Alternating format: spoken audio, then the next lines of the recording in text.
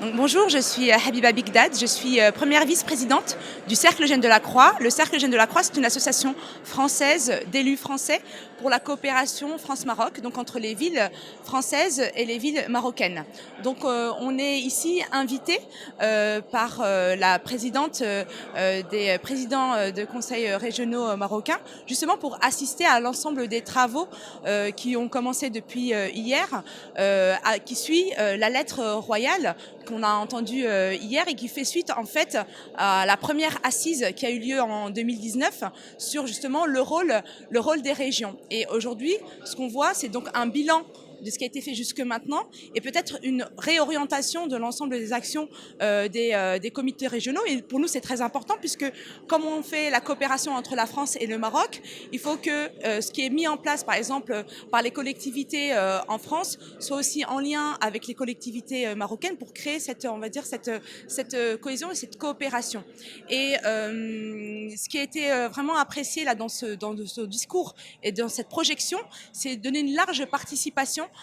aux citoyens, une large participation aux conseils communaux et aux provinces, justement dans la planification des directives des comités régionaux. Et aussi ce partage. Moi, ce que j'apprécie là dans les tables rondes sur lesquelles auxquelles j'ai participé, c'est des échanges de bonnes pratiques entre les différents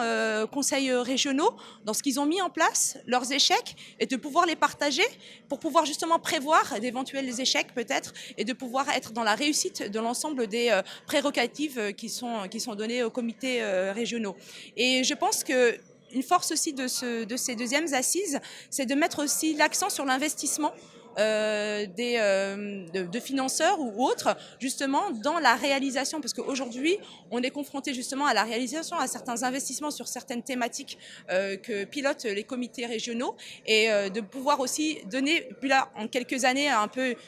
une effervescence et on voit une montée en puissance des conseils régionaux sur leur territoire, qui vont développer économiquement, mais qui vont aussi faire développer socialement l'ensemble de la région. Et ça, c'est vraiment de bon augure, et je vois que déjà plusieurs choses ont été mises en place. Je ne vais pas revenir sur l'ensemble des thématiques évoluées, parce qu'il y a eu énormément de choses, avec des intervenants vraiment de haute qualité.